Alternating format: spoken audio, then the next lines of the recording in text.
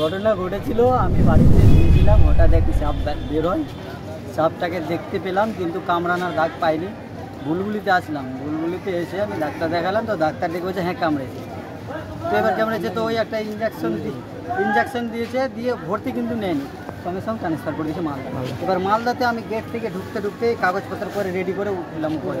উঠার পরে আমি ডাক্তারকে বলা সত্ত্বেও ডাক্তার কিন্তু সঙ্গে সঙ্গে অ্যাকশন নেয়নি। মিনিমাম 40 মিনিট পরে এসে তারপরে তাও আবার ডাক্তার নিজে আসেনি, নার্সকে দিয়ে সব কিছু করিয়েছে।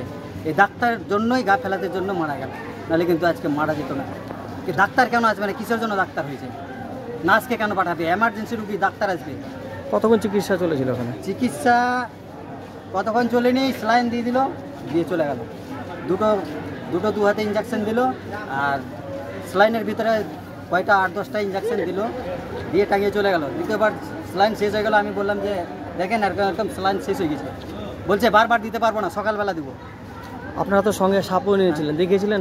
সাপটা দেখিয়েছিলাম, সাপ দেখা সত্ত্বেও সাপটা দেখিয়েছিলাম, সাপটাও দেখা যায়। কি চাইছেন আপনারা? কি চাইছেন? কি চাইছেন আপনারা? কি চাইছেন? ডাক্তারের গা ফেলাতে জন্য আজকে আমার স্ত্রী মারা, কালকে অন্য জনের স্ত্রী মারা যাবে। এই জিনিসটা সংশোধন করতে হবে, যাতে দ্বিতীয়বার কোনো কারো স্ত্রী যাতে মারা না যায়। আপনার নাম? আমার নাম সুরেন্দ্র পাল, বাড়ি বেগুনবাড়ি, পোস্ট অফিস হবিপুর, জেলা মালদা। দেখেন আমার বাড়ির পাশেই, ঠিক আছে। আমাকে রাত্রি 11:55 ফোন করলো যে আমার বউকে সাপে কামড়িয়েছে।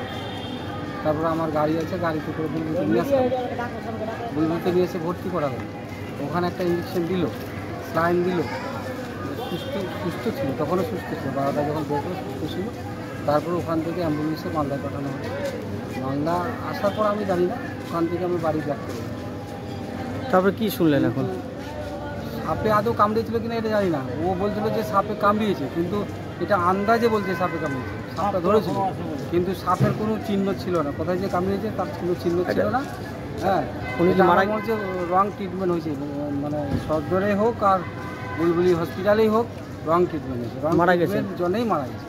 না, হাতে তো সাপ নিয়েছিলেন, সকালবেলা একটা সাপ দেখলাম। সাপ নিয়ে এসেছিল, কিন্তু সাপটা বিছানায় ছিল বলেই নিয়ে এসেছিল, ধরেছিল, কিন্তু আদৌ কামড়িয়েছিল কিনা সেটা কিন্তু জানি না। কি চাইছেন আপনারা? এটা সরাসরি একটা তদন্ত হওয়া দরকার ছিল, যে সাপটা না কামড়িয়ে না রক্ত পরীক্ষা করেই মানে ইঞ্জেকশন দিল ভুলবশতে, আর ওইভাবে মারা গেছে। আমার মনে সন্দেহ যাচ্ছে। আপনার নাম? বিশ্বনাথ বাবু।